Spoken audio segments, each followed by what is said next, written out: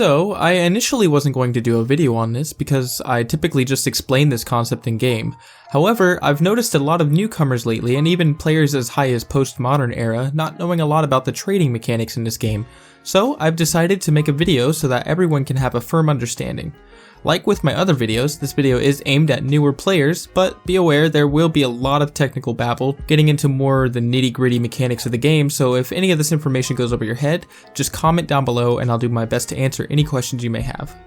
Trading is probably the single most important aspect of this game.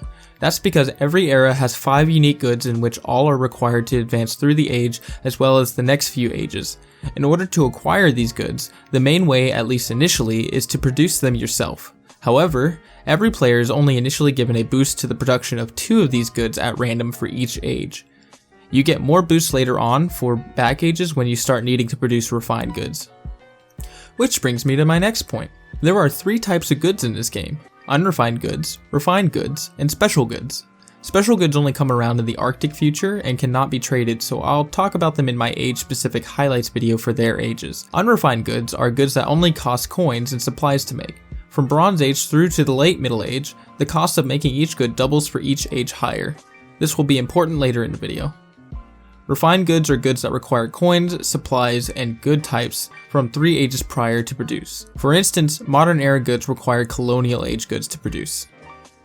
So with it in mind that each player only has specific boosts, players must therefore rely on trading with other players to acquire goods they don't have a boost for.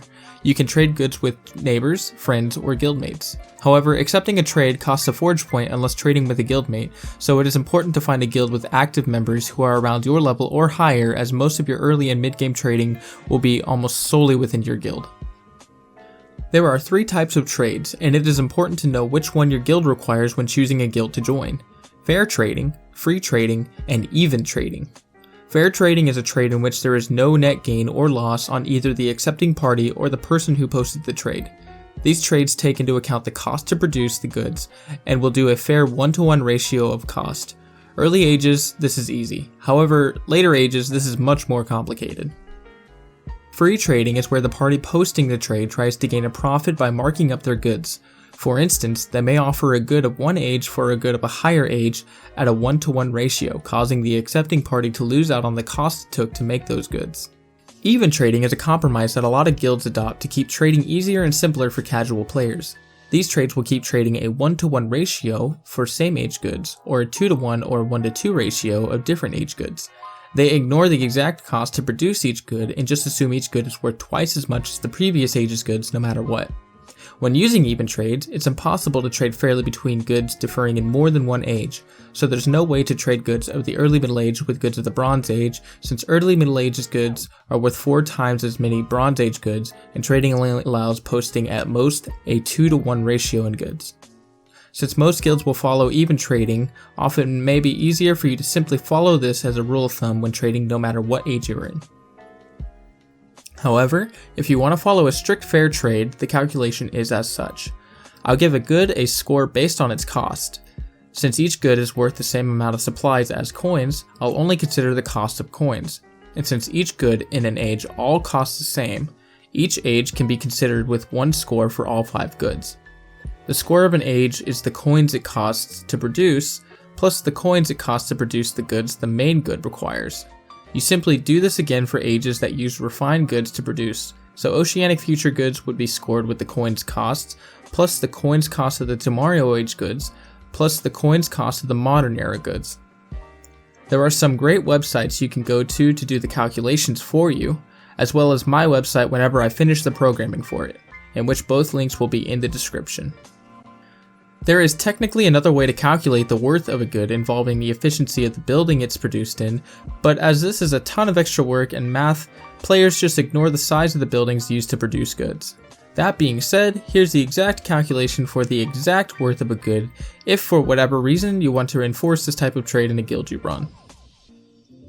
And finally, if you want to focus your gameplay on trading, which many in this wonderful game do, then here's a list of great buildings and special buildings you'll want to get.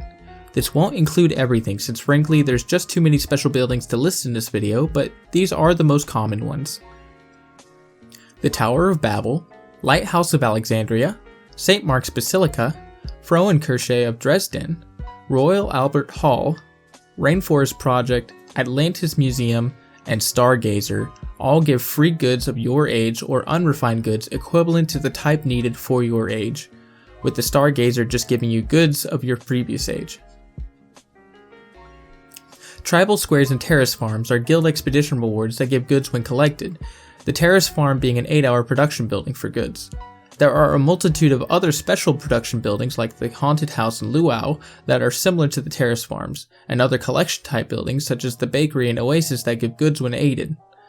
Keep your eyes peeled for the various events that Eno Games hosts, and for these special buildings to be rotated in the antique dealer.